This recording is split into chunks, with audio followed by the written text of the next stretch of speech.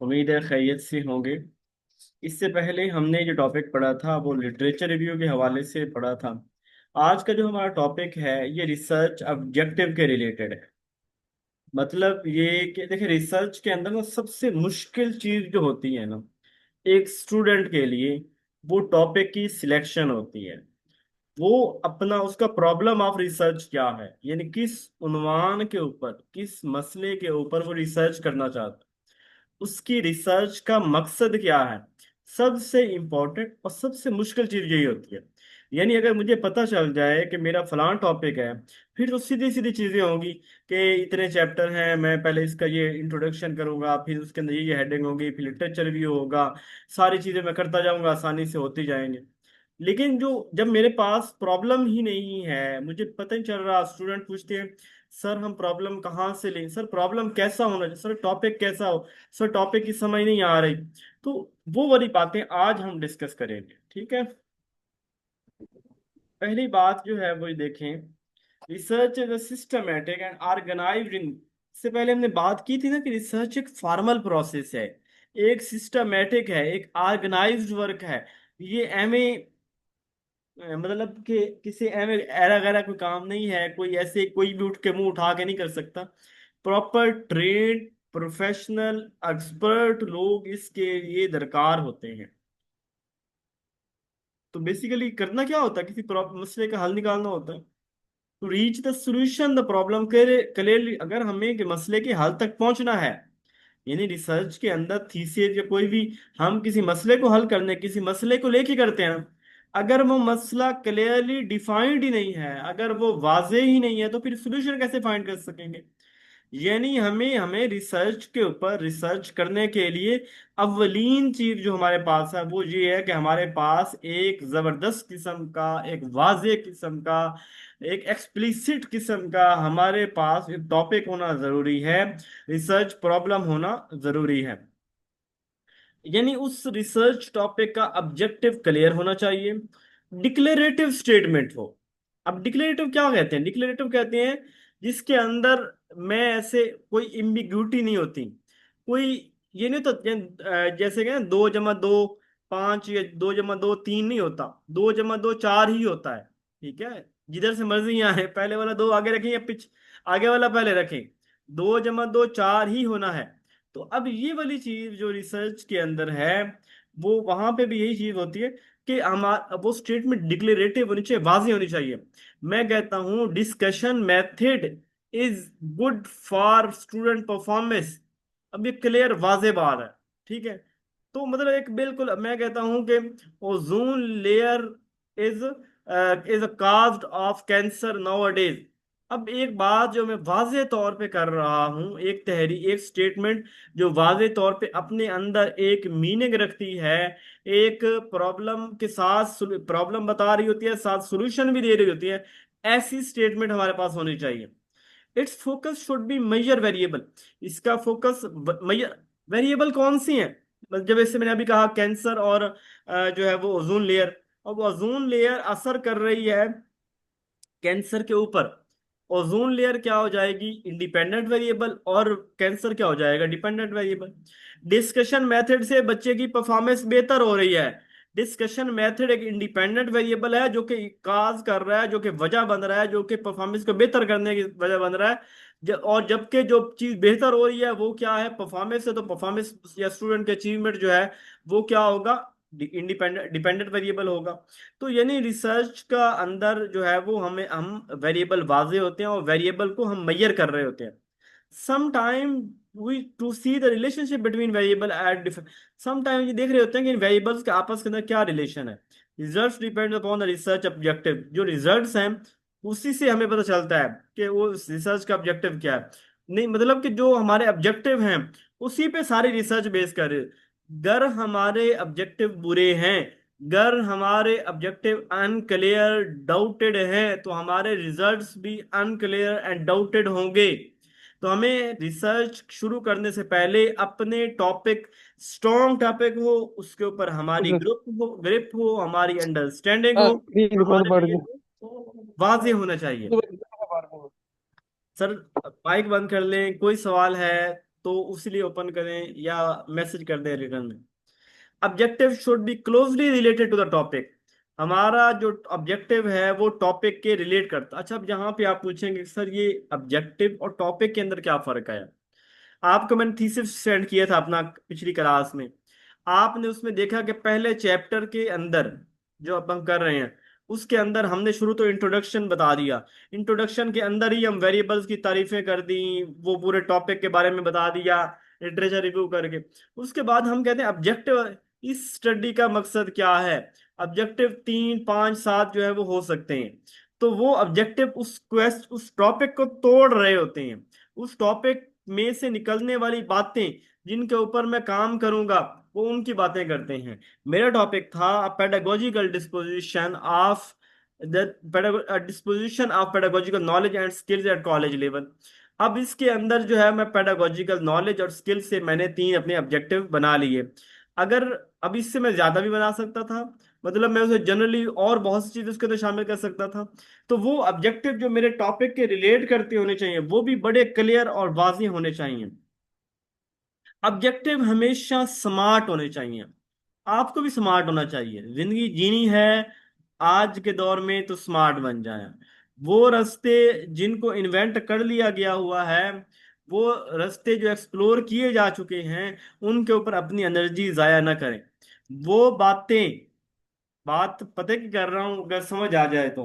देखिए हजरत अली रजी अल्लाह तआला अन्हु, हजरत अली करमल्लाहु वजहहु के जो कौल है कि वो बात जिसका ना तुम्हें दुनिया में फायदा है ना आखिरत में फायदा है, तो हम खसारे में हैं हम लोग अगर उसका तज़किरा कर रहे हैं। हम अपनी आज के दिन का एनालिसिस करें कि आज सारा दिन में आपने जौन से ऐसे काम किए हैं जिसका ना तो दुनिया में फायदा है आपको ना आखिरत में फायदा है। इसका मतलब है आप स्मार्ट नहीं हैं। ठीक है। स्मार्ट होना चाहिए यानी आपको अपने ऑब्जेक्टिव के रिलेटेड, अपनी जिंदगी के रिलेटेड, अपने मामलात के अंदर इंतहाई स्मार्ट और बड़े कॉन्शियस वे के जरिए, बड़े आगाही की सूरत हाल के अंदर आपको स्टेप बाय स्टेप जो है वो आगे चलना चाहिए। अमीर गरीब सबके पास टाइम एक जैसा है ना, तो फिर गरीब जो है टाइम जाया करके गरीब ही रहता है और अमीर टाइम को इस्तेमाल करके अमीर हो जाता है। तो स्मार्ट स्पेसिफिक हो यानी बिल्कुल क्लियर हो, वाज़ेह हो, मेजरेबल हो, यानी उसको मेजर किया जा सके। ऐसे नहीं होना चाहिए जिसको मेजर ना किया जा सकता हो। अवेलेबल, अचीवेबल हो, यानी ऐसी हवाई बातें भी नहीं होनी चाहिए जिसके ऊपर पूरा उतरना मुश्किल हो। रियलिस्टिक हो, हकीकत के ऊपर मबनी हो।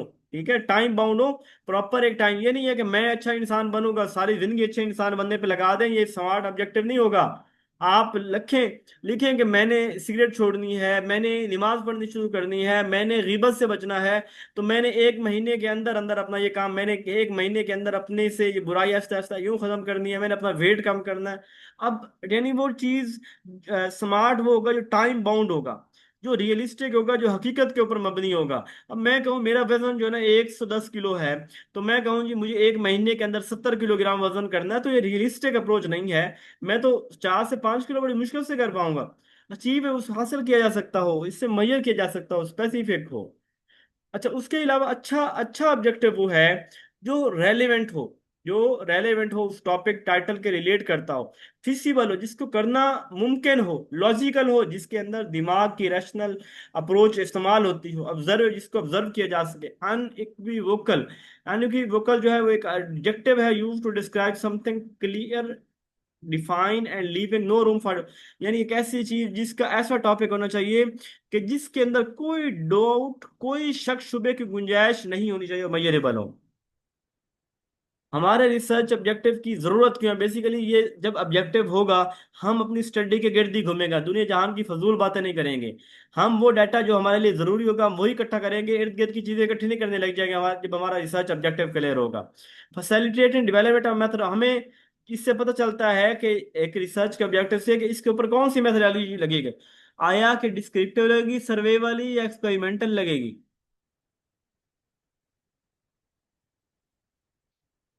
ओरिएंट द कलेक्शन, हम डाटा को इकट्ठा करते हैं, उसका एनालिसिस करते हैं, उसकी इंटरप्रिटेशन करते हैं, उसको यूटिलाइजेशन करते हैं।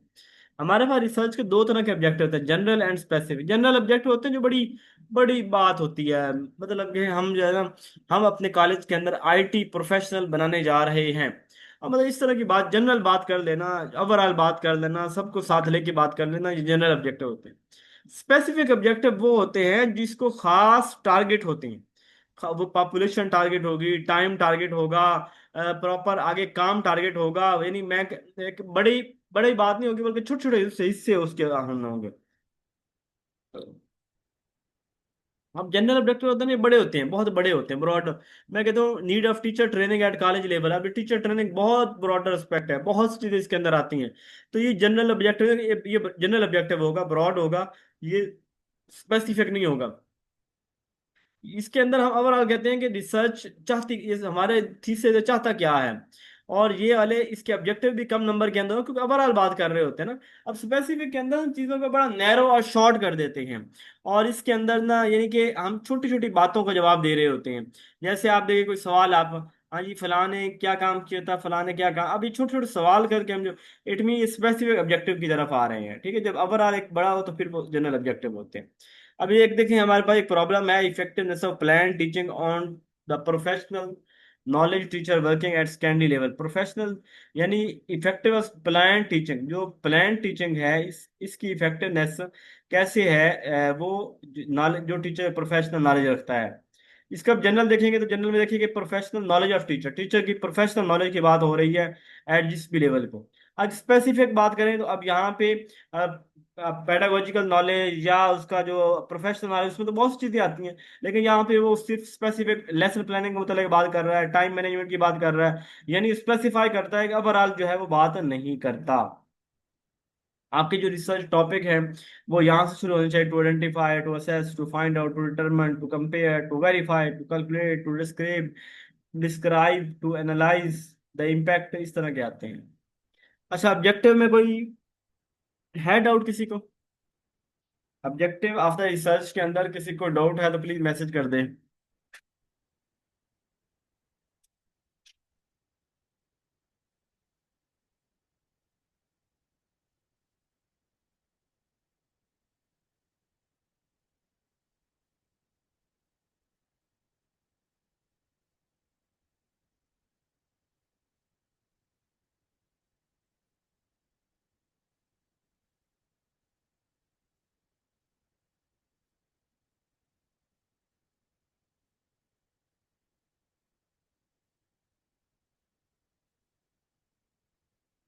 लास्ट में नींद आ रही थी, मैंने कहा दो छट्टे ही मार दो पानी के, ये ना हो के सो ही जाऊं।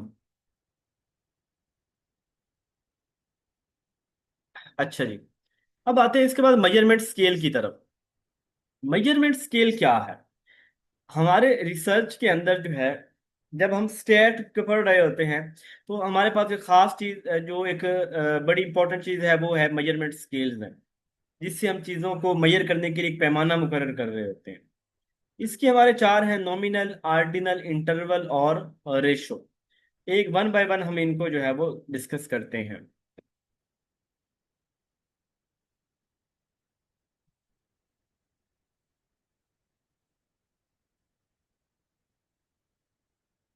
Measurement scale data divided into two form. ठीक है, मेजरमेंट के अंदर डाटा को दो, एक होता है क्वांटिटेटिव और एक होता है क्वालिटेटिव। जो हमारे पास आते हैं ना, नॉमिनल और आर्डिनल, जो नॉमिनल में हम कैटेगराइज करते हैं, आर्डिनल में हम तरतीब देते हैं, तो ये वाले हमारे पास क्वालिटेटिव होते हैं। ठीक है, नॉमिनल और आर्डिनल।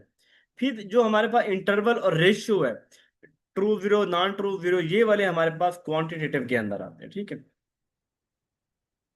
उसके बाद हमारे पास चार है नॉमिनल। इसको नोवर भी याद करने के लिए nowhere and nominal, ordinal, interval, ratio तरतीब से याद करना पड़ता है। पहला बोलते हैं नॉमिनल स्केल। नॉमिनल स्केल जो होता है ना, ये लोवेस्ट लेवल ऑफ मेजरमेंट, सबसे छोटा मेजरमेंट का स्केल जो है ना, ये है। इसके अंदर ना, जब हम चीजों को मेजर कर रहे होते हैं ना, आपने कभी चूंकि मैंने एसपीएसएस अपने एमफिल के अंदर यूज किया है, तो एसपीएसएस का इस्तेमाल करते हुए हम जब अपनी एक्सेल शीट उधर से डाउनलोड करते हैं ना, गूगल फॉर्म से, फॉर एग्जाम्पल मैंने डाटा लिया है, वो एक्सेल शीट में करता हूँ। अब उसके अंदर चीजें जो मैंने लिखी हैं, एग्री, डिसएग्री, फलां, अब इनको मैं नंबरिंग दे देता हूँ। एक एग्री को डिस एक नंबर, डिसएग्री को दो नंबर, न्यूट्रल को तीन नंबर, इस तरह करके मैं नंबर दे देता हूँ। यानी कि एक जो है तो ये वाला नॉमिनल, या ऐसे जैसे देख लें आप किस चीज को नाम दे देते हैं। अच्छा सपोज करें आपका नाम ये है, सपोज करें आपका ये है, आपका ये है। किसी चीज को नाम देना, कोई लेबल लगाना, कोई टैग लगाना, कोई नंबर, जैसे क्रिकेट टीम में होता है जी कि फलां 74 नंबर उसका है, 75 उसका है, 90 उसका है। अब वो जो बेसिकली वो कोई स्कोर नहीं है, वो बस एक उनको नंबर अलॉट किया हुआ है, ठीक। इस तरह अब ये कोई न्यूमेरिकल वैल्यू नहीं है कि 90 है इसका तो भाई 90 वाला को कोई सीनियर है, या 90 उसका 74 है तो वो कम है, बस एक एक नाम के तौर पे दिया होता है। म्यूचुअली एक्सक्लूसिव, और बस एक दूसरे से थोड़ा मुनफरद करने के लिए चीजों को ना भाई, जैसे हमारे नाम देख रहे हैं, हमारे जो नाम रखे जाते हैं, इसलिए होता है ना कि थोड़ी एक पहचान मिल जाए, हमें पता चल जाए कि गड़बड़ ना हो। नॉमिनल के अंदर जैसे हम देखें किसी को जेंडर की बुनियाद पे कि ये मेल है, फीमेल है, और इस तरह रिलीजन मुस्लिम है, फलां है, सिटी कौन सा है, पास फेल होना, यस नो होना, या हम कहते हैं फीमेल को 1 नंबर दे दो, मेल को 2 दे दो, या हम इसी तरह जो है मतलब मुख्तलिफ चीजों को हम आई कलर को दे देते हैं, ब्लू, ब्राउन, ग्रीन, ये मैरिटल स्टेटस, सिंगल, मैरिड। नहीं, ये कैटेगराइज कर रहे हैं, जहां हम चीजों को कैटेगराइज कर रहे हो इसे हम क्या कहते हैं, नॉमिनल स्केल बोलते हैं। नॉमिनल स्केल क्लियर है ना। दूसरा हमारे पास है आर्डिनल। इसके अंदर हम चीजों को लेबल करने के बाद, कैटेगराइज करने के बाद, उनको उनकी जो क्या बोल तरतीब सऊदी, तरतीब रजूली की तरह हम चीजों को तरतीब दे रहे होते हैं, चीजों को सीक्वेंस के अंदर जो है वो हम कर रहे होते हैं इसके अंदर। तो इसके अंदर हम क्या कर रहे हैं जी कि रैंक्स ऑन टर्म, यानी हम ये करें फर्स्ट सेकंड थर्ड, हम उसको रैंक दे रहे हैं। हम हाईएस्ट से लोवेस्ट की तरफ आ रहे हैं, आर्डर दे रहे हैं। हम इसके अंदर कंज्यूमर सेटिस्फेक्शन की बात करते हैं, यानी कि आपको ये पहले नंबर वाली चीज है, सबसे महंगी है, बहुत जबरदस्त है, दूसरे नंबर पे एक इस तरह के हरारकी ना, हरारकी जैसे ऑर्गेनाइजेशन होती है, ये हमारा जी बॉस है, सीईओ है, ये डीओ है, ये फलां है, ये फलां है। तो ये हायरार्की जो है ना वो भी इसी आर्डिनल स्केल के अंदर आती है कि तरतीब से चीजें है ना, ऊपर से नीचे। फ्रीक्वेंसी जैसे हमारे पास होती है, फ्रीक्वेंसी की एक वैल्यू होती है वो, और इसके लिए position, grade, rank, first second third, फलां बंदा फलां से बेहतर है, ये सारी चीजें ऑर्डिनल स्केल के अंदर आती हैं। वेरी हैप्पी, अनहैप्पी है, unhappy, happy, okay, happy, very happy, ये इस तरह करके चीजें तरतीब से चल रही होंगी, तो ये ऑर्डिनल स्केल होगा। एजुकेशन के अंदर आप जैसे देख लेंगे, आप कहते हैं कि ये पहले मैट्रिक है, फिर इंटर है, या अब ये तरतीब दे रहे हैं चीजों को आप, तो ये एजुकेशनल लेवल के अंदर आता है। इसी तरह सेटिस्फेक्शन वगैरह, डिससेटिस्फाई, सेटिस्फाई, अब ये वाली भी हम देख सकते हैं, from high to low, military rank वगैरह ये चीजें। इसके बाद आता है इंटरवल। इंटरवल के अंदर क्या होता है कि नॉमिनल और ऑर्डिनल की खसूसियात तो इसके अंदर होंगी, डेट्स ओके, लेकिन इसके अंदर जो है डाटा, डाटा जो हमारे पास है ना वो डिस्क्रीट होगा या कंटिन्यू होगा।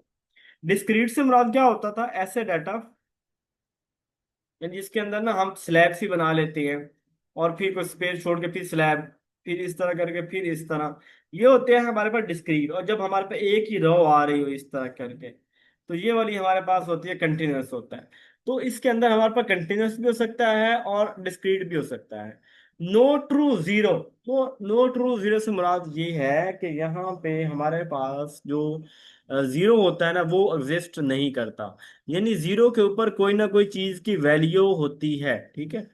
और इसके अलावा इसे ये देखें, जैसे हम ना कहते हैं 20, 40, 60, या जो टेम्परेचर वगैरह हम मेजर करते हैं, तो टेम्परेचर कभी भी जीरो नहीं होता। टेम्परेचर हर ये जीरो पे भी वो 100 से ऊपर होता है नहीं, वो मुसलसल चलता रहता है। अच्छा टेम्परेचर नेवर, टेम्परेचर जीरो नहीं होता। आईक्यू इसी तरह, आईक्यू भी जीरो नहीं होता।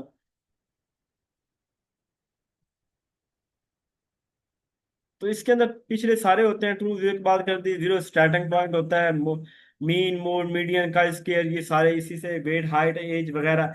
अब देखें इनकम भी हमारी कोई नहीं होती भाई फलां की, इनकम भी कोई कोई वैल्यू होती है, एज हमारी जो है ना वो भी कहीं ना कहीं से जो है वो होती है। जीरो पे भी वैसे, जीरो पे एज होती है, जीरो पे भी एज होती है, कहे तो 9 महीने तो काउंट किए जा सकते हैं ना। और ये रेशियो का था ना इसलिए। तो जो रेशियो है ना इसके अंदर नॉमिनल, आर्डिनल, इंटरवल, इन सब की खसूसियात होंगी। ये ट्रू जीरो होगा, यानी इसके अंदर स्टार्टिंग पॉइंट हमारे पास जीरो होगा। यानी इसे हम ये कह सकते हैं कि जैसे हमारी एज है ना वो जीरो से शुरू होती है, किसी चीज की हाइट है ना वो जीरो से शुरू होगी, किसी शख्स यानी कि किसी चीज की शख्स की इनकम है ना पहले जीरो से शुरू होगी, पहले नहीं होगी। इस तरह कोई वेट है वो जीरो से शुरू होगा, तो इसके अंदर जीरो, एक ट्रू जीरो होता है, बाकी सारी प्रीवियस इसके अंदर इंफॉर्मेशन होती है। ओके, काफी है ये। एनएफ। ठीक है जी, अपना ख्याल रखिएगा।